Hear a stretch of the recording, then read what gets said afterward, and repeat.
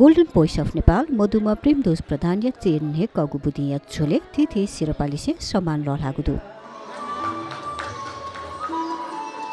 Golden voice प्रेमदोष प्रधान प्रतिष्ठान शनिबारले यागु च्याछोले कविलिसे लोक संस्कृति बित तुलसी दिवस वरिष्ठ गीतकार किरण खरेल त छगु लखतक्का नप प्रेमदोष प्रधान स्मृति राष्ट्रिय संगीत सम्मान ललाना दिगु ख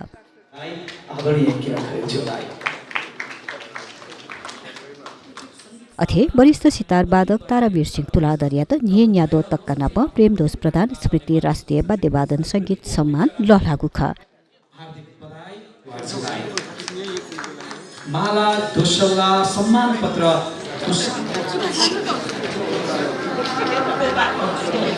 अथे मे हालामी मिलन नेवायत नेदो तक्का नप प्रेमदोष प्रधान स्मृति राष्ट्रिय युवा संगीत सिरपा ललागु ख माला दोस्रौला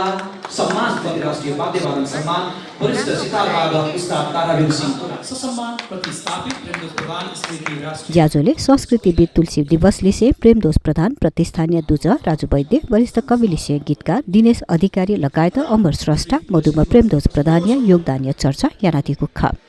गोल्डन भोइस प्रेमदोष प्रधान स्मृति प्रतिष्ठानले यसरी जुन बृहत रूपमा आयोजना गरेर प्रेमदोष प्रधानको व्यक्तित्व और उनको गायक व्यक्तित्व अथवा उनको सृजनात्मक शीलता जो गायनमा थियो संगीतमा थियो त्यसलाई उपयुक्त ढंगले प्रदर्शन गर्ने जो व्यवस्था गरेको छ त्यो पनि म मुक्त कण्ठले प्रशंसा गर्न चाहन्छु। किनभने मलाई के लाग्यो प्रेमदोषका छोराहरू यहाँ छैनन्, अहिले अमेरिकामा छन् दुवै होइन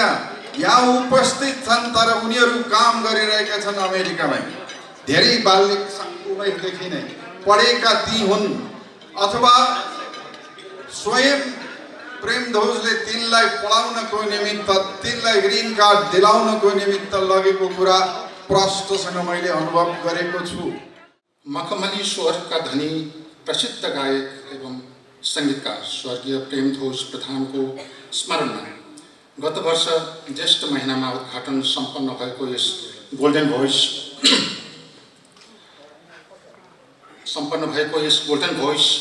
प्रेमदोष प्रधान स्मृति प्रतिष्ठान आफ्नो स्थापनाका हालको दोस्रो वर्ष प्रवेश गर्दछ। यो छोटो अवधि जहाँ परिवारजनले आफ्नो प्रमुख अभिभावक एवं नेपाली साङ्गीतिक जगतले अझ भनौँ सिङ्गो राष्ट्रले एउटा मूर्धन्य सर्जक गुमाउनु पर्दाको क्षति र त्यो पीडाबाट हामी अझै मुक्त भइसकेका छैनौँ। उहाँको अभाव र त्यो रिक्तताले हामीलाई सधैँ घोचिरहेको छ। मूलतः सम्मानित गायक एवं सङ्गीतकार प्रेमदोष प्रधानको स्मरणमा प्रत्येक 2 वर्षमा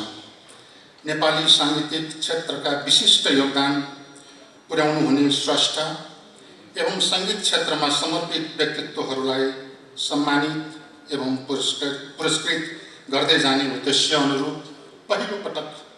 आज उहाँको 87औं जन्मदिवसको अवसरमा यस कार्यक्रमको आयोजना गरिएको हो। 2013 सालमा रेकर्ड भएको यो गीत यद्यपि प्रेमदोष दाइको स्वरमा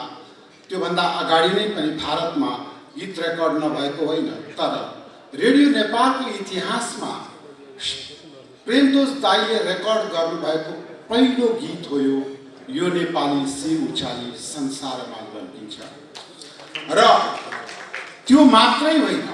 यो गीतसँग मेरो जानकारी गलत छैन भने रेडियो नेपालमा रेकर्ड भएकै पनि यो पहिलो गीत हो।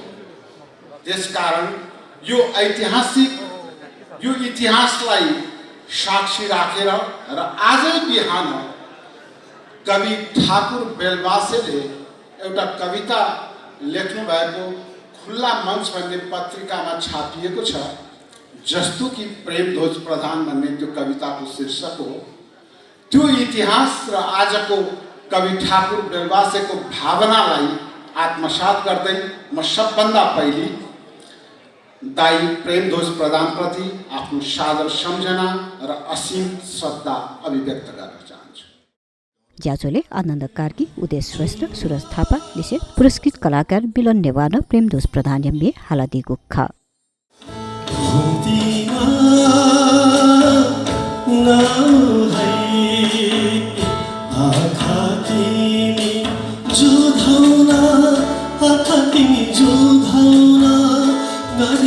माया फेरि